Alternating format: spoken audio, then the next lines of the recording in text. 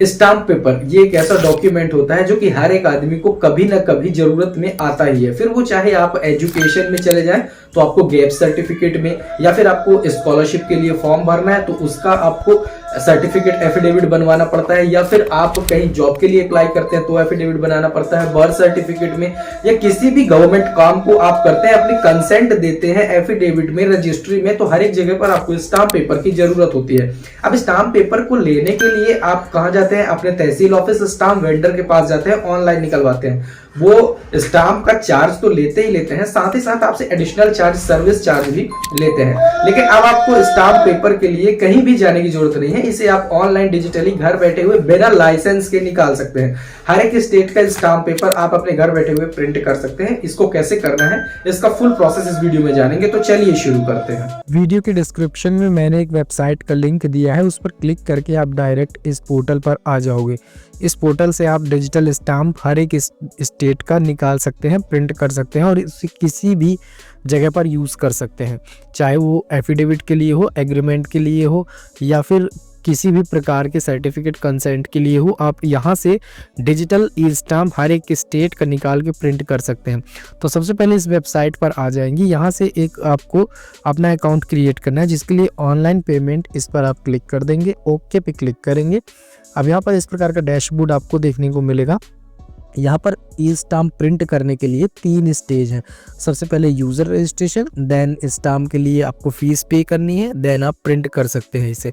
अब कई लोगों का ये यहाँ पर सोचना होगा कि क्या हम इससे इसकी सेलिंग भी कर सकते हैं, तो ऐसा नहीं है। यहाँ पर आप अपने काम के लिए या फिर दूसरे के काम के लिए प्रिंट करके निकाल सकते हैं, बट इसमें आप एज अ बिजनेस काम नहीं कर सकते हैं। इस पर आप सिर्फ अपने पर्सनल यूज़ के लिए ही स्टाम्प पेपर निकाल सकते हैं, या आपका कोई सगा संबंधी है किसी प्रकार से, उसको ज़रूरत है, तो आप स्टाम्प पेपर निकाल सकते हैं। सबसे पहले अपना एक अकाउंट क्रिएट करेंगे। अकाउंट क्रिएट करने के लिए ये बटन दिख रहा है रजिस्टर नाउ, इस पर आपको क्लिक करना है।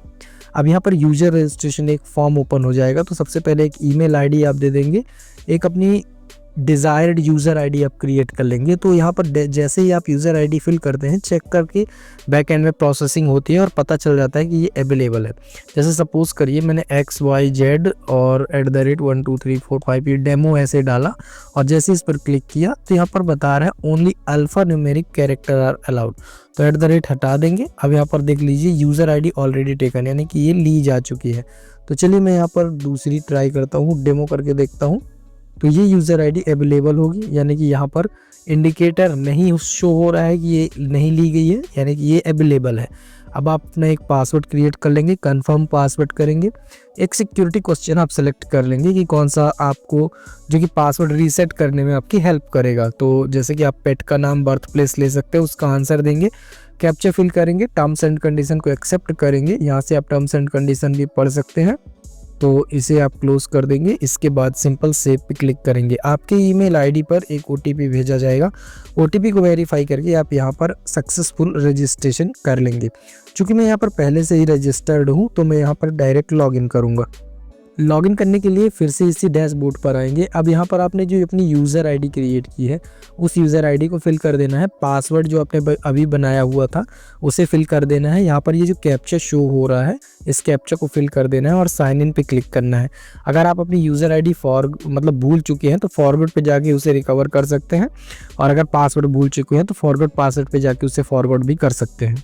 आपके मोबाइल नंबर पर एक OTP भेजा जाएगा। OTP को आपको यहाँ पर फिल कर देना है। तो जो भी मोबाइल नंबर आपका यहाँ पर रजिस्ट्रेशन के टाइम में आपने दिया है या ईमेल आईडी दी है, उस ईमेल पर एक OTP भेजा जाएगा। OTP को वेरीफाई करेंगे।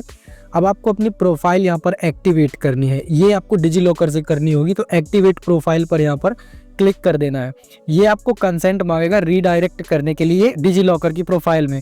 अब आप यहाँ पर डिजी लॉकर की प्रोफाइल में रीडायरेक्ट हो चुके हैं। तो आपका डिजी लॉकर अकाउंट अगर है तो आप डायरेक्ट यहाँ से लॉगिन कर सकते हैं, अगर नहीं है तो आप क्रिएट करके साइन अप कर सकते हैं। जैसे हमारा पहले से ही है, तो यहाँ पर आप अपने डिजी लॉकर अकाउंट पे अगर आपका पिन भूल गया है तो आधार कार्ड से रीसेट भी कर सकते हैं। जैसे कि मैं यहाँ पर आधार नंबर डालूंगा, यहाँ पर आधार कार्ड का नंबर डाल के डेट ऑफ बर्थ फिल करके कंटिन्यू पे क्लिक करेंगे। एक OTP आधार रजिस्टर्ड मोबाइल नंबर पर भेजा जाएगा, उसे आपको यहाँ पर फिल करना है, देन सबमिट। अब यहाँ पर एक पिन आपको बना लेना है 6 डिजिट का, जो कि यूनिक होगा। तो हमने ये 6 डिजिट का यहाँ पर पिन बना लिया डिजी लॉकर अकाउंट में। इसके बाद फाइनल आपको सबमिट पे क्लिक करना है। सबमिट पे क्लिक करने के बाद आपका डिजी लॉकर का जो अकाउंट है वो बनकर रेडी हो चुका है। अब आप इससे इन्फॉर्मेशन इस पोर्टल पर शेयर कर सकते हैं। तो यहाँ पर जो भी आपका डॉक्यूमेंट है वो आप सिलेक्ट करेंगे, जैसे कि आधार कार्ड है, आप मोबाइल नंबर और यूज़र नेम से भी कर सकते हैं।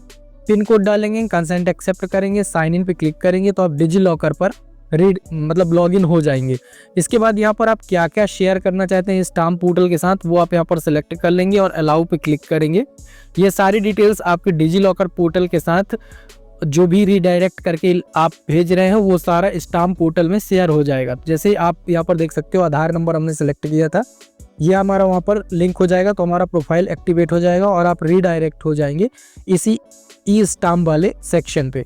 अब यहाँ पर आपको बहुत सारे ऑप्शन मिल जाते हैं, जैसे स्टाम्प पेपर प्रिंट करने के लिए फर्स्ट ऑप्शन है, देखने के लिए ट्रांजैक्शन सेकंड ऑप्शन है कितने आपने प्रिंट किया। तो स्टाम्प प्रिंट करने के लिए फर्स्ट ऑप्शन पे क्लिक करेंगे। यहाँ से आप अपना स्टेट सेलेक्ट कर लेंगे जिस भी स्टेट से आप बिलोंग करते हैं। यहाँ पर अभी कुछ स्टेट में सर्विसेज अवेलेबल नहीं है, तो जिस भी स्टेट में है वो आप अपना स्टेट यहाँ पर सेलेक्ट कर लेंगे।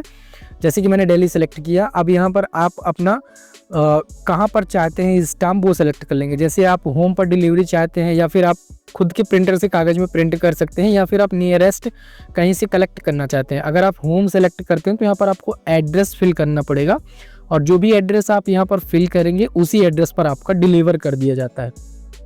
तो जैसे हमें सेल्फ से प्रिंट करना है तो सेकेंड ऑप्शन सेलेक्ट करेंगे। यहाँ पर एक प्रिंटर इंस्टॉल करना पड़ेगा और जैसे ये डाउनलोड होगा आपको प्रिंट करना पड़ेगा। तो चलिए मैं सेल्फ प्रिंटिंग सेलेक्ट करता हूँ। अब यहाँ पर नीचे एक सेक्शन दिया हुआ है कि नियरेस्ट ब्रांच, तो आप नियरेस्ट ब्रांच से कहीं से भी स्टॉक होल्डर से जाकर एक रिसिप्ट जनरेट होगी तो वहाँ से आप ले भी सकते हैं।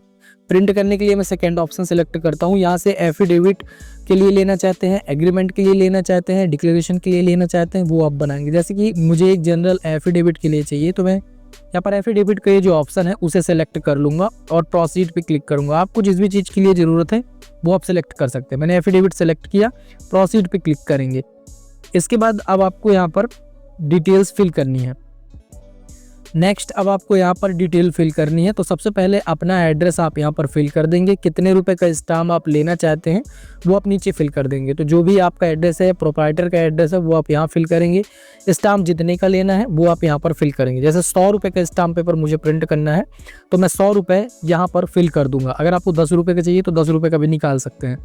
अब यहाँ पर स्टाम्प जब भी आप खरीदते हैं तो 2 पार्टियाँ होती हैं एफिडेविट के लिए, तो दोनों पार्टी की डिटेल्स फिल करनी है। जैसे फर्स्ट पार्टी की डिटेल, सेकंड पार्टी की डिटेल यहाँ पर आप फिल कर देंगे। पार्टी का name, address, pin code, pan number, ये सारी चीज़ें आप फिल करेंगे।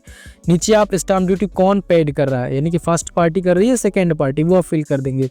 जैसे कि मैं यहाँ पर पे कर रहा हूँ, सेकंड पार्टी नहीं पे कर रही है, तो मैं अपना नाम या फर्स्ट पार्टी डाल दूंगा यहाँ पर फर्स्ट पार्टी। इसके बाद नीचे आ रहा है आपका पेड बाय पर्सन, तो यहाँ पर मेल या फीमेल आप सेलेक्ट कर लेंगे। जेंडर, यहाँ पर कितने रुपए का स्टाम्प है वो आप फिल कर देंगे, 100 रुपये का। अब नीचे आपको एक सेक्शन दे रहा है कि आप कैसे मतलब ये करना चाहते हैं, रेजर पे से पेमेंट करेंगे या एक जो इंटरनेट बैंकिंग है उससे करेंगे। तो चलिए मैं यहाँ पर रेजर पे सेलेक्ट कर ले रहा हूँ। यहाँ से हमको बहुत सारे ऑप्शन मिल जाएंगे। यहाँ पर आपको टोटल बता देंगे कितने रुपए का चार्ज आपको देना होगा और यहाँ सेव पे क्लिक करेंगे। इसके बाद नेक्स्ट पेज इस प्रकार का आता है जहां आपके सामने एक रेफरेंस नंबर आ जाता है और पेमेंट मोड आ जाता है, कितना अमाउंट पे करना है वो आपका आ जाता है। टर्म्स एंड कंडीशन को एक्सेप्ट करेंगे, प्रोसीड टू पेमेंट। आपके सामने पेमेंट के मल्टीपल ऑप्शन आते हैं, जैसे आप QR कोड, कार्ड और नेट बैंकिंग किसी से भी कर सकते हैं। 100 रुपीज़ का आपको पेमेंट करना है। हम QR कोड पे डालेंगे। यहाँ से आप QR code, show QR code पे क्लिक करेंगे तो आपके सामने QR कोड शो होगा। इसे स्कैन करके आप 100 रुपीज़ का पेमेंट करेंगे। पेमेंट सक्सेसफुल हो जाने के बाद आपके सामने इस प्रकार का पेमेंट रिसीप्ट आता है। इसके बाद इस स्टाम्प पेपर को प्रिंट करने के लिए आपको अपने कंप्यूटर से अपने प्रिंटर को अटैच करना है और एक इनका जो सॉफ्टवेयर है उसे डाउनलोड करना है। सॉफ्टवेयर डाउनलोड करने के लिए क्लिक हियर पे क्लिक करेंगे। इसे आप यहाँ से डाउनलोड कर लेंगे। जैसे मैंने डाउनलोड करके इंस्टॉल करके रखा है तो इसने चेक कर लिया कि मेरे सिस्टम पर ये ऑलरेडी इंस्टॉल है, लेकिन मेरे सिस्टम पर अभी प्रिंटर कनेक्ट नहीं है। तो चलिए मैं प्रिंटर कनेक्ट करके आपको इसे प्रिंट करके भी दिखाई दे रहा हूँ। जैसे ही आप प्रिंट पर क्लिक करते हैं तो आपका जो प्रिंटर अटैच्ड होता है यहाँ पर शो होता है, उस प्रिंटर को आपको यहाँ पर सिलेक्ट कर लेना है। इसके बाद आपको फाइनल प्रिंट का जो ऑप्शन शो हो रहा है, प्रिंट पे क्लिक करना है। याद रखें ड्राइवर आप डाउनलोड कर लेंगे और ये प्रिंटर कनेक्ट होना चाहिए, तो ये प्रिंट स्टार्ट हो जाएगा। इस प्रकार से आप यहाँ पर देख सकते हैं कि कैनन का जो प्रिंटर है यहाँ पर पेज ले लिया है और प्रिंट होना स्टाम्प पेपर शुरू हो गया है। इस प्रकार से आपका स्टाम्प पेपर आपके पेपर पर प्रिंट हो जाएगा। यहाँ आप देख भी सकते हैं कि स्पष्ट रूप से लिखा हुआ है self printed certified to be verified by the recipient at. तो ये जो स्टाम्प पेपर है ओरिजिनल स्टाम्प पेपर है। अब आपको जो भी डॉक्यूमेंट बनाना है वो आप दूसरे पेपर पर बनवाएंगे और इस पर अटैच करेंगे और नोटरी करा लेंगे, आपका कंप्लीट काम हो जाएगा। ये डिजिटल स्टाम्प होता है, वेरीफाइड स्टाम्प होता है। इसको आपको ये नहीं समझना है कि ये किसी प्रकार का लोचा है, ओरिजिनल स्टाम्प पेपर है। तो इस प्रकार से आप stamp paper an number of जितने का भी चाहिए आपको वो आप प्रिंट कर सकते हैं।